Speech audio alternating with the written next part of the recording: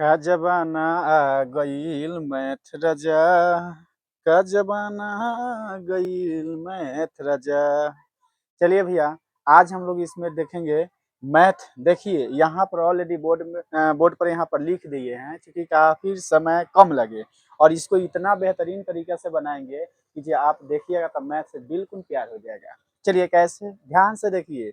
यहाँ पर आप देख रहे होंगे, यहाँ पर 160 माइनस 80 का एक चौथाई क्या होगा। नीचे में भी वही है, 160 माइनस 80 का एक चौथाई क्या होगा। आप सोचते होंगे जो दोनों एक ही हैं, बिल्कुल आप गलत सोच रहे हैं। क्योंकि इन दोनों में जो है दिल्ली और आसमान का फर्क है, छोटा मोटा फर्क नहीं है, दिल्ली और आसमान का फर्क है। कैसे, चलिए हम इसको देखते हैं। पूरा के पूरा बहुत बेहतरीन से देखेंगे और आप पूरा बिल्कुल समझिएगा। तो यहाँ पर पहले देख लिए कि ये दोनों एक ही टाइप के लग रहा है, लेकिन बहुत से बहुत क्या है, अंतर है। क्या अंतर है उसको हम लोग देखेंगे। चलिए सबसे पहले यहाँ पर हम लोग हल करते हैं, इसको क्या करते हैं, हल करते हैं।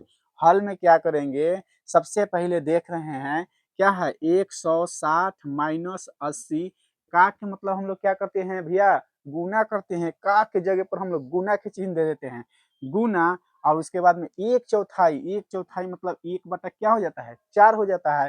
तो यहाँ पर एक बटा क्या कर दिए, 4।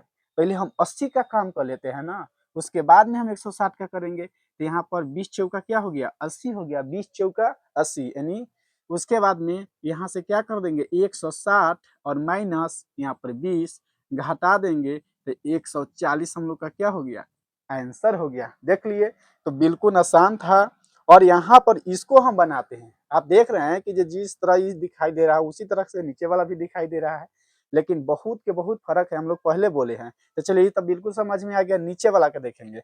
जब नीचे वाला के हम लोग हल करते हैं तो सबसे पहले यहाँ पर देख रहे हैं ब्रैकेट है, बोर्ड मास के नियम के अनुसार देखते हैं ब्रैकेट है। और सबसे पहले हम लोग ब्रैकेट के काम करेंगे, ब्रैकेट के काम करेंगे। यानी देख रहे हैं कि जो 100 क्या लिख देंगे, 60, 160 ब्रैकेट में लिख देते हैं।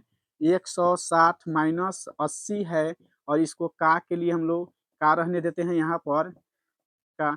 और यहाँ पर क्या है, एक चौथाई, एक चौथाई फिर से वही कहा है।